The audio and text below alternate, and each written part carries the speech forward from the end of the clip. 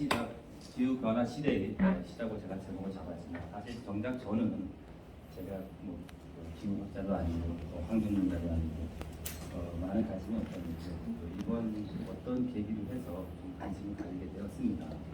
그래서 그 관심의 한 그 과정으로서 이번에 자료를 만들면서 제가 말씀을 드리는데 때로 뭐 잘못 전달될 수도 있고 혹은 뭐 잘못된 정보가 있을 수도 있는데 양해해 주시고 저도 배우는 과정으로서 만들었습니다.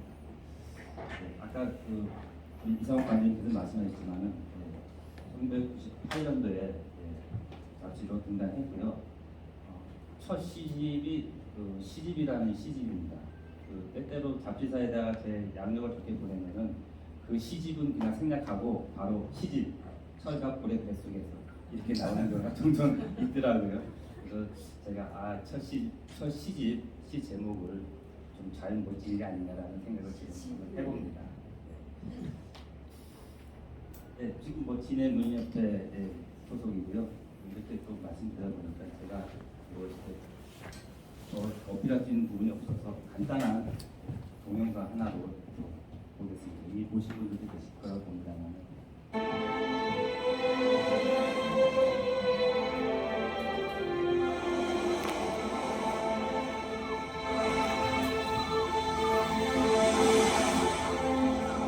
우리는 아침부터 무언가 굶주린 사람들, 아침부터 시간에 굶주린 사람들이지만 출근 시간을 단숨에 채우기 위하여 우리는 포식한 고래 뱃속에 들어가야 한다. 우리는 이 고래의 시간에 먹혀야 한다. 새우등을 터뜨리는 부스러기 인생들. 누가 쓴 시고? 정남식이라는 시인이 쓴 시인데 철갑고래 뱃속에서라는 시다. 철갑고래? 철갑상어는 들어봤는데 철갑고래도 있나? 없어도 시인이 있다 하면 다 있는 거다. 계속해 가봐라. 시간을 질주하는 고래는 물통을 모른다.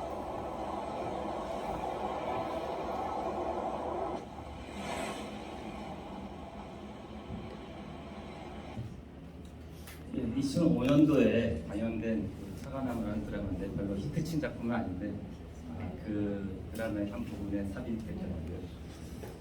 사실 그 극작가가 제가 잘 모르는 사람이긴 한데 그때 시집 나왔을 때 좀 참고했던 것 같습니다. 아마 계속 읽어보라고 했던 거는 아마 이 기후 변화의 시에 대해서 계속 얘기를 해보라는 이런 얘기일 것 같습니다. 여러분 기후 변화라고 하면 또 기후라고 하면 우리가 선뜻 뭐 대답을 할 수 있을까 모르겠는데요. 뭐라고 생각하시는 분들이 있을까요? 한분 얘기해 보실까요? 기후 변화. 선뜻 대답이 잘 안 나오죠. 그래서 저도 마찬가지였습니다만은 그래서 그럼 과연 기후는 무엇인가, 기후 변화는 무엇인가라고 간단하게 정리해봤습니다. 기후는 한자로 되어 있고요. 클라이머트, 어는 클라이머트인데 그리스어의 기울어지다라는 뜻에서 지구 자전축의 기울기가 계절 변화의 원인이라는 점에 차안돼서 보여드렸다고 합니다. 사전적인 뜻은 특정 장소에서 해마다 분리되는 보편적 대기 종합적 상태를 말합니다. 그런데 이게 보통 30년 사이의 평균 기후의 기준인데 최근 급격한 기후 변화로 인해서 10년 단위로 기후 변화의 측정 범위가 좁혀졌다고 합니다. 그러면 기후 요소는 무엇일까요? 기후 요소는 우리가 쉽게 알 수 있는 자연적인 요소인데요.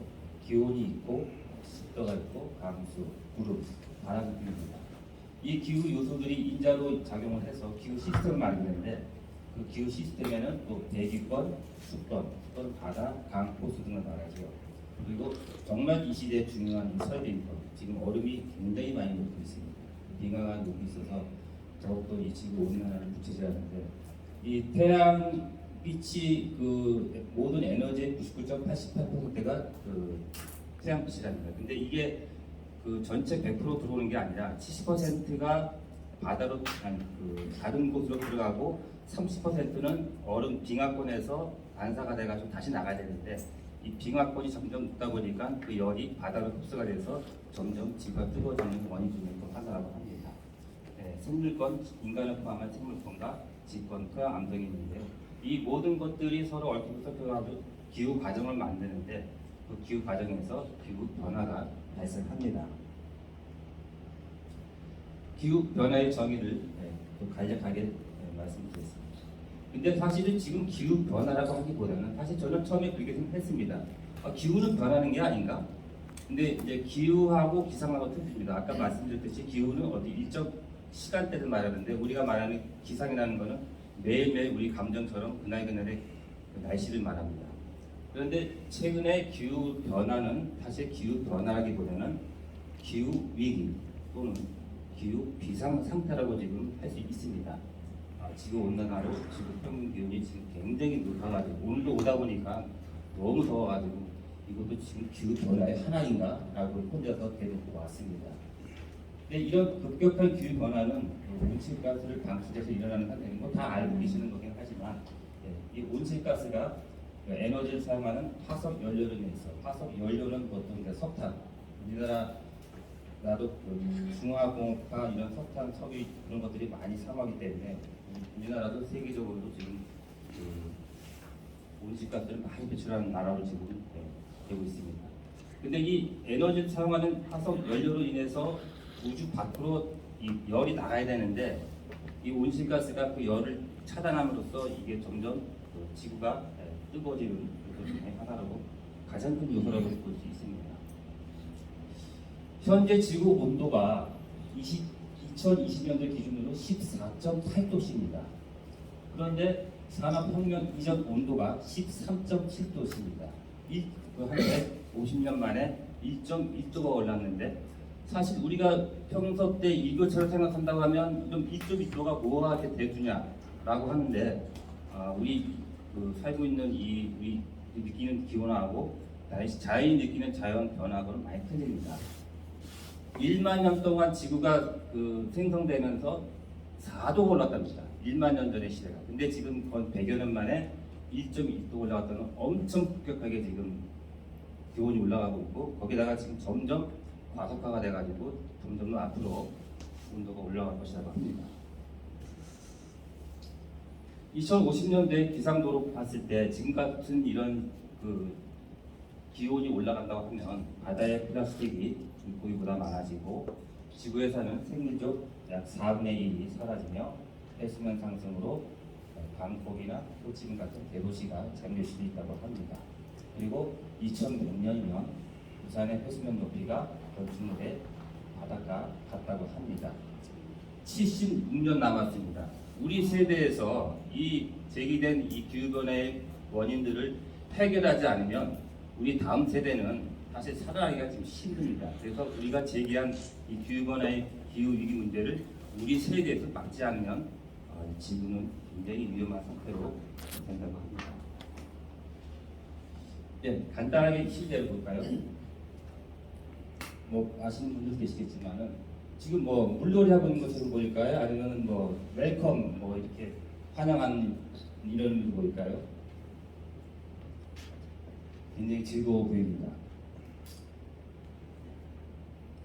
우리나라가 물에 잠기고 있습니다. 라고 외치는 중입니다. 2021년 투발루의 해수면 상승 문제를 알리기 위해서 수중연서라는 외무부장관인데요. 이분이 이게 자기 살고 있는 바닷가 앞에서 이렇게 지금 세계에다가 자기 나라의 현실을 알리고 있습니다. 세계에서 기후 위기로 물에 잠기는 첫 번째 나라로 지금 지목이 되고 있습니다.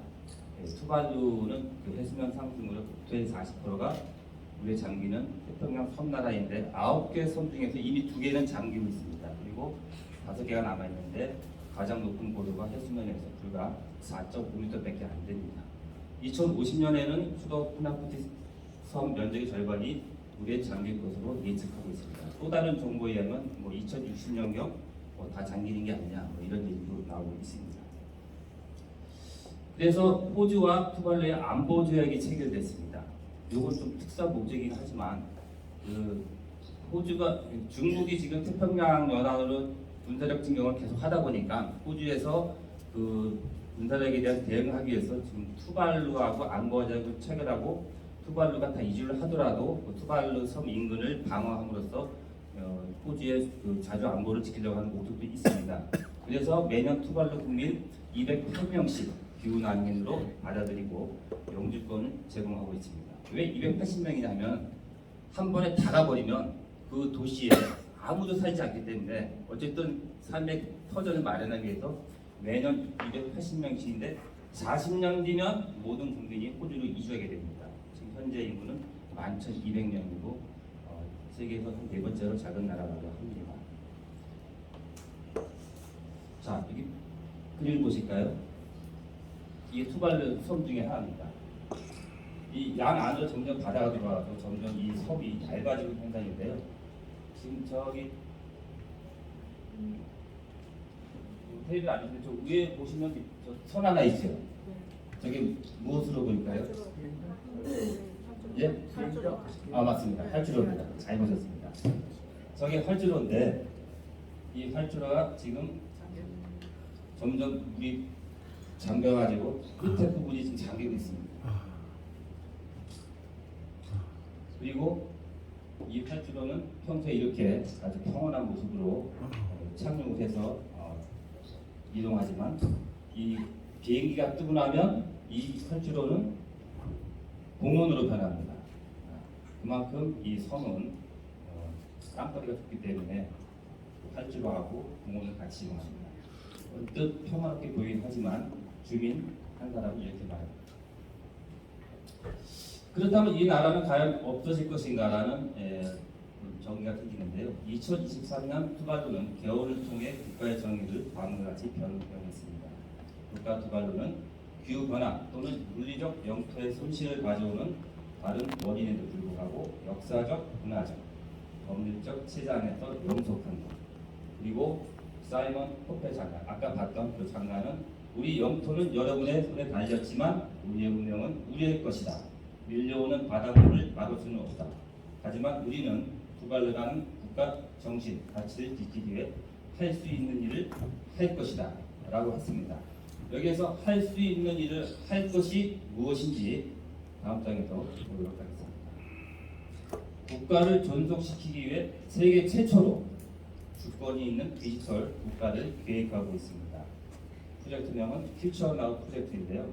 이 프로젝트를 출범시킴으로 해서 국가를 가상 백업에 실시하고 현대판 디지털 노화의 방주를 설계하고 있습니다. 즉 가상현실이자 증강현실인 메타버스를 이용해 투발루의 환경과 역사, 문화개혁, 소통 플랫폼 구축, 세계에 흩어져 있는 투발루인들의 정체성을 유지하고 미래 세대를 위해 섬의 지형과 전통, 랜드마크까지 복제하고 있습니다. 여기서 소통 플랫폼은 무엇이냐면은 국민들을 한 단위로 묶기 위해서 블록체인으로 전자 여권을 만들고 그리고 국민의 출생, 결혼, 사망 신고를 이곳에서 할 수 있고 심지어 국민 투표까지 이 공간 안에서 시행하는 겁니다. 투발루 주민 릴리파파는 외칩니다. 고소 공포증도 어둠 공포증도 비교할 수 없을 만큼 너무 무섭다. 이제는 미래가 되었다. 라고 이렇게 외치고 있습니다. 네, 그러면 기후 문학의 출현에 대해서 한번 간략하게 설명해 드리겠습니다. 기후 문학은 이게 바로 어떤 특정 장소에 생기는 게 아니라 역사적인 사물에 의해서 생긴 것이라는 것이고 이 위기의 현실을 세계 전역의 문학적 의지로 표명해야 하며 기후 변화를 겪는 인간에게 현재와 미래의 서사를 실존적으로 질문해야 한다는 것입니다. 그런 기후 문학의 역할은 기후 위기에 대한 문제 제기로서 끊임없이 질문을 하고 상상력을 통해 어쩌면 문제 해결의 실마리를 제공하여 타자의 삶을 해석하고 경험하고 공감하게 함으로써 미래 시대의 기후 변화를 현 시대로 상상해야 됩니다. 그리고 그러한 결과 생각과 행동의 변화를 이끌어내어 이 현실을 느끼고 느껴야 하는 감정 교육으로 전환이 되어야 한다고 생각합니다. 이 기후위기라는 거대하고 복잡한 삶을 느끼는 것에 대해 생태 철학자 티모시 보튼의 정의는 간단했습니다. 인간은 거대 삶을 이해할 수도 정의할 수도 없기에 이것을 느껴야 한다. 거대 사물과 그로 인해 일어나는 일들은 감각과 감성으로 작동하는 미학적 차원에서 경험해야 한다. 라고 이렇게 정의를 내렸습니다. 근데 여기서 말하는 거대 사물이란 영어로 말하면 하이퍼 오브제라고 하는데요. 철학적인 용어로 하면 초객철과인데 우리가 초객철과는 잘 이해를 못하니까 거대 사물이라고 이렇게 또 표현하는 학자들이 있습니다. 그 거대 사물을 또 정의를 한다면 인간에 비해 광대한 시간과 공간에 펼쳐져 있는 것이라고 하는데 그 대표적인 예가 지구 온난화로 인한 기후변화 그리고 또 블랙홀 이런 여러 가지 것들이 있습니다. 예전에는 존재의 배경으로 치부되던 것이 하나의 사물로서 존재 그 자체가 됨으로써 사물의 힘, 더 나아가 사물의 권력으로 인간에게 막대한 영향을 끼치는 겁니다. 그리고 우리는 이 사물, 객체의 내부에 있다는 것입니다. 이것은 인간과 자연이라는 이분법을 거부하는 것으로 객체 바깥에는 결코 우리밖에 없다, 아무것도 없다라는 얘기입니다. 그동안 인간이라는 객체가 기후라는 객체에게 강한 동력이 반전된 것인데 이 거대 사물 안에 있는 미시 사물을 들여다봄으로써 보다 구체적인 기후 변화 내용을 보겠습니다. 혹시 이 사진 보신 적 있으신가요? 있으신 분들 아마 몇 분 계실 겁니다. 제가 기후라는 거에 관심을 갖게 된 주요 사진 중에 하나입니다. 이 사진을 보고 참 한동안 생각에 많이 젖었는데요. 이 사진의 제목이 있습니다. 얼음 침대, 아이스 베드라고 하는데요. 영국 런던 자연사 박물관에 선정한 2023년 올해의 야생 사진상 3단입니다. 자정 직전 백야의 빛 아래서 작은 빙산을 팔로 빌거내 기다릴 곳을 마련하는 뒤에 잠든 북극곰의 불안한 휴식입니다.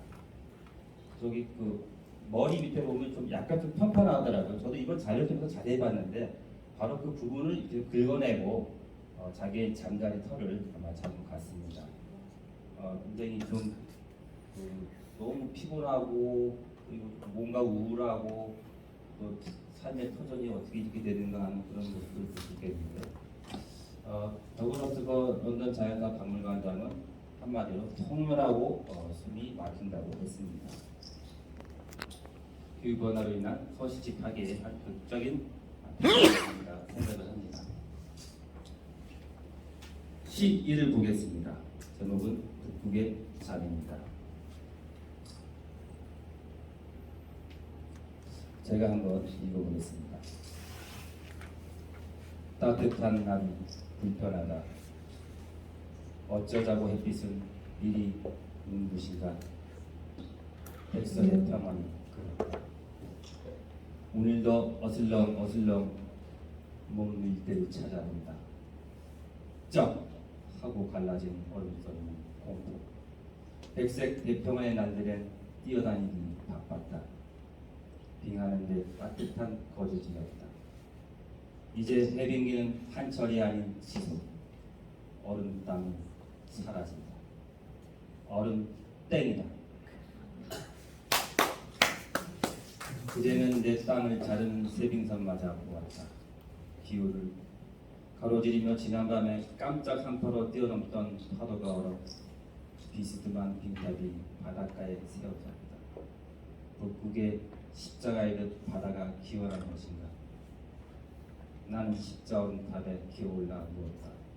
어깨를 구부리며 등을 기대니 불면의 밤낮의 선. 이 얼음 침대는 포근하다. 이때 비치는 일광은 노곤한 빛이리라. 나는 오랫동안 지쳐 꿈도 이뤘다. 그러니 꿈에서 사람을 꿈꾸는 일은 그렇게 없을 것이다. 꿈꾸기는커녕 사람을 본다는 자가 얼음들 속에 냉동시키리라. 쑥과 마늘 대신 얼음으로 꿈꿀 원시의 시원이 그립다. 오래 잠드는 햇살이 뜨겁다. 빙탑에서 물이 흘러내린다. 발물이처럼 어슬렁 마음이 차가워진다. 햇빛 뜨겁다. 빙하에 뜨거운 봄이 온다. 네.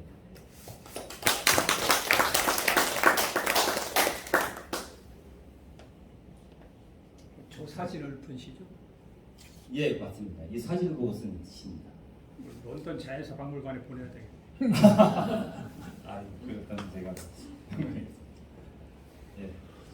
자, 이거는 뭐 식물입니다. 혹시 여러분 이 식물이 어떤 식물인지 농사짓는 분들 계실 겁니까? 네? 옥수수. 예. 네? 강냉이. 네, 강냉이는 옥수수를 말씀하시는 거죠? 네. 네, 마늘 있고 옥수수 있고 또 이게 답은 나왔습니다. 아, 지금 옥수수하고 마늘이 대설이 있는데요. 사실 그렇죠, 옥수수를 이렇게 막 이제 막 나오는 옥수수인데 사실은 벌마늘입니다. 마늘은 마늘인데 벌마늘인데 왜냐하면 이 마늘이 쭉 곱게 자라야 되는데 그 2차 성장이 시작된 마늘로 해가지고 자꾸 가지가 벌어지고 땅이 줄기에서 자꾸 자라는 현상이 나타납니다. 그래서 이제 그러니까는 내 등에 어린애가 업고 있는 그런 모습이라고 할 수 있겠죠. 자기 싹을 또 자기가 싹을 쥐고 있는 겁니다. 2차 성장이 시작된 마늘인데요. 마늘 줄기에서 새 마늘종이 올라오고 새 싹도 올라와 마늘 줄기가 터져가지고 이제 벌어지는 현상을 벌마늘이라고 하더라고요. 올해 남해군에서 마늘 농사가 이 전체 다 대부분이 벌마늘 현상이 발생돼가지고 다 병쳤답니다. 굉장히 좀 위기의 농업이죠. 이 벌마늘 현상 중에 여러 가지가 있는데 그 중에 대표적인 게 이제 과도한 수분 공급 그리고 따뜻한 겨울. 지금 요즘 자주 정말 비가 많이 내리는데 그것도 굉장히 영향을 미친다고 합니다. 그리고 우리는 따뜻한 겨울이 좋은데 이 식물에게는 따뜻한 겨울이 결코 좋은 게 아닙니다. 겨울은 추워야 식물들 자라는데 시기로 보겠습니다. 벌마늘. 이거 한번 좀 낭송해줬으면 좋겠는데 없습니까? 아, 있습니까? 아, 한번 나와서 좀 부탁할까요? 예. 시낭송가가 계신다니까 아주 고맙습니다. 앞에 나오셔가지고 예. 뭐 좋은 시는 아닙니다만은 예.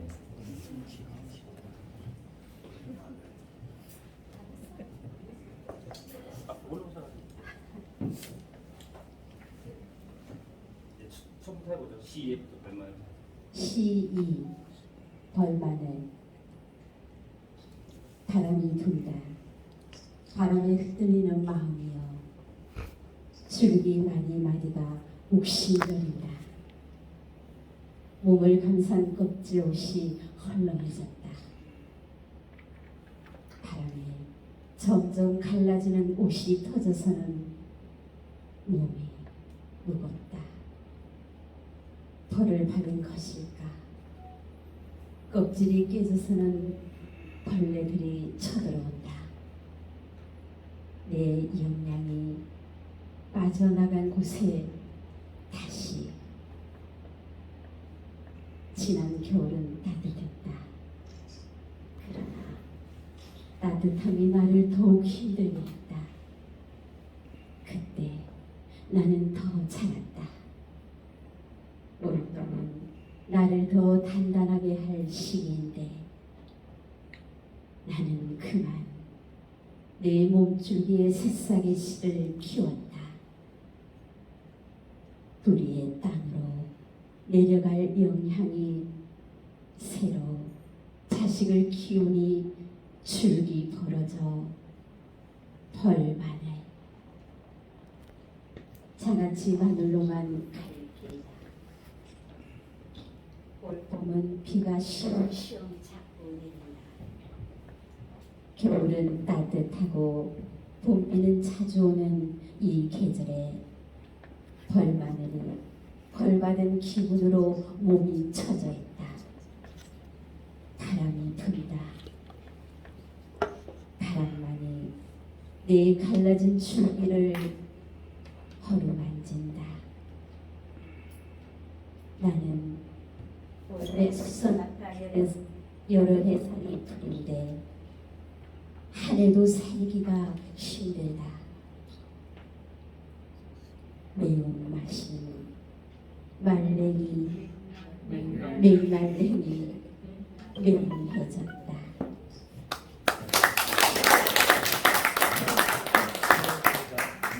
네, 감사합니다. 이게 전혀 제가 의도하지 않았던 겁니다. 혹시 뭐 누가 좋은 목소리를 남겨줄까 싶었는데요. 매운맛인 맥날이란 말이 사실 잘 쓰지 않는 말인데요. 예전에는 마늘을 맥날이라고 불렀다고 하더라고요. 맥날은 굉장히 매운 맛이라는 거. 요즘 스웨덴인가 어딘가에서 우리나라 매운 라면, 볶음 라면인가요? 너무 맵다고 수입 금지시켰습니다. 그럴 정도로 우리나라 사람들 매운맛 좋아하는데요. 오늘 정말 감사드리고, 저도 저 벌마늘도 그 벌마늘을 보고 썼습니다.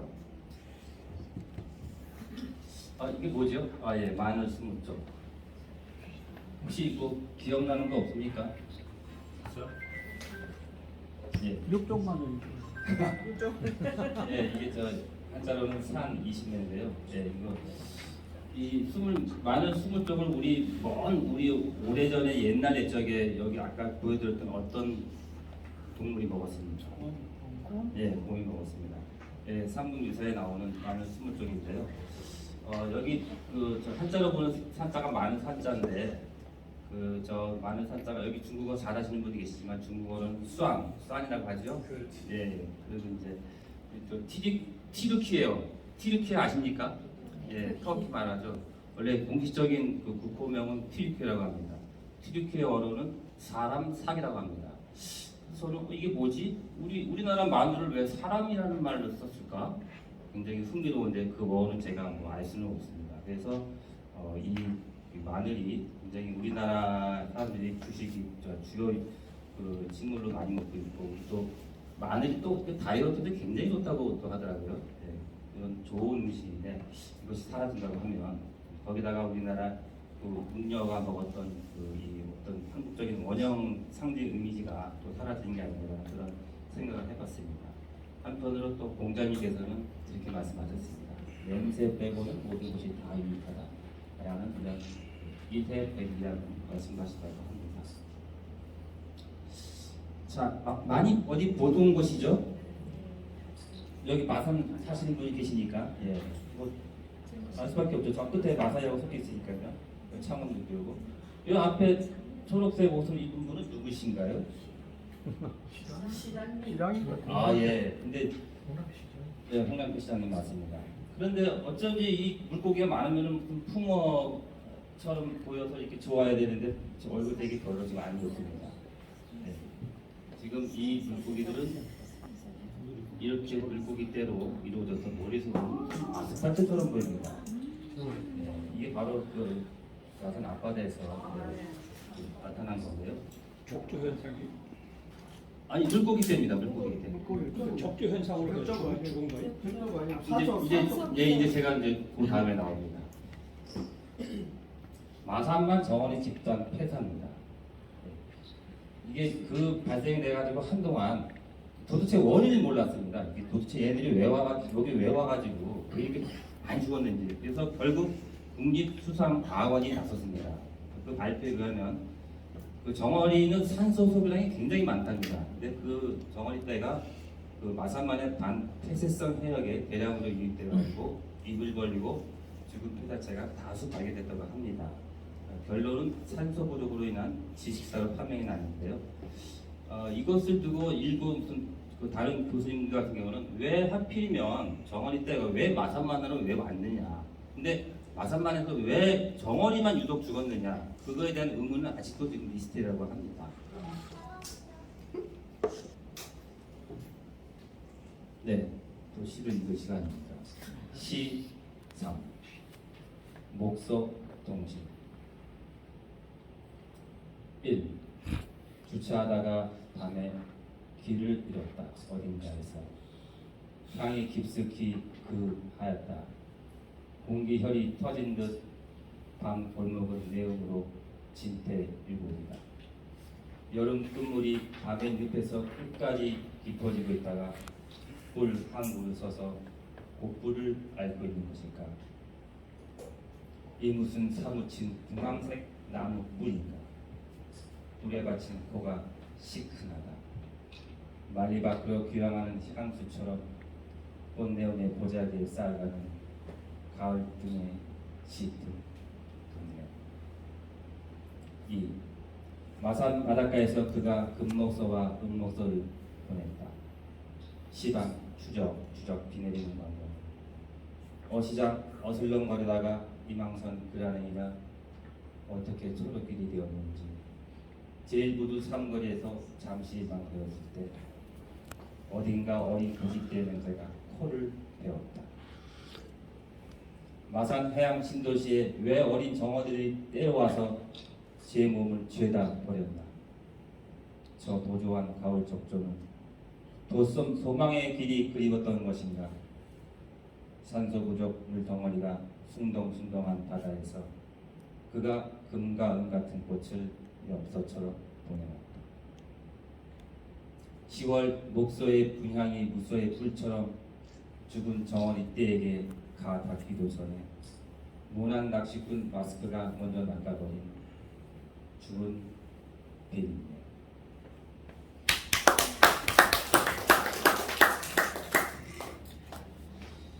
예, 그 시는 제가 저 뉴스를 접하고 있었을 때 마산에 사신 한 시인께서 저한테 그 금목서를 시제는 아니지만 저한테 보내줬어요. 본인이 보고 발견하고 한 것을 보고 그 말리 밖으로 말량이 나는 그 상상하고 있었을 때 딱 저 그 사실을 알았습니다. 그래서 그 상황과 이 상황을 같이 오버랩하면서 써봤습니다.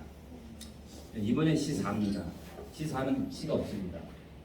앞으로 여러분들이 이 시4에 시를 써주시던 음악을 만들어주시던 소설을 쓰시던 여러분들에게 좀 부탁을 드리고자 합니다. 그리고 좀 더 아름다운 작품들이나 좋은 환경들을 내시도록 부탁드리고요. 이렇게 우리는 제가 간략하게 말씀드렸지만 실제로 기후를 몸으로 말하는 기후 행동가가 우리 창원에 있습니다. 아마 아시는 분들 계실 건데요.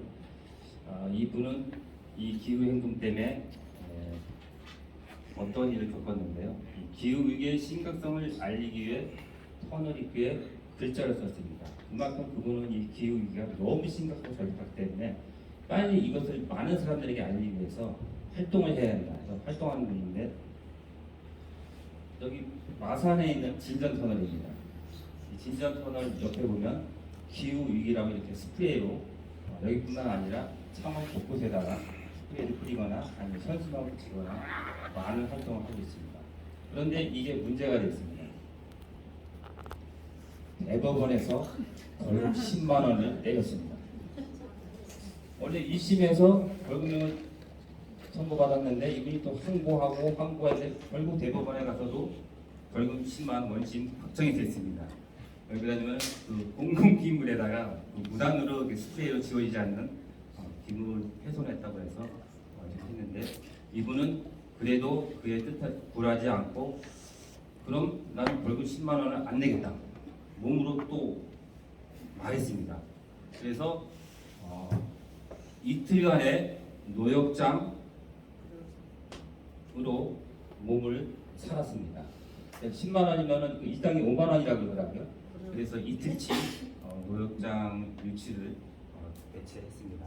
결국 이분이 주장하는 것은 바로 기후 애침은 무죄라는 것입니다. 내가 아무리 법원에서 선고를 받고 벌금 내렸다 하더라도 내가 외치는 이 기후는 무죄라고 이렇게 주장을 했는데요. 이분은 지금 현재 경남 기후 위기 비상행동 공동 대표로 활동하고 있는 분입니다. 제가 실명을 말씀드리지 않겠습니다.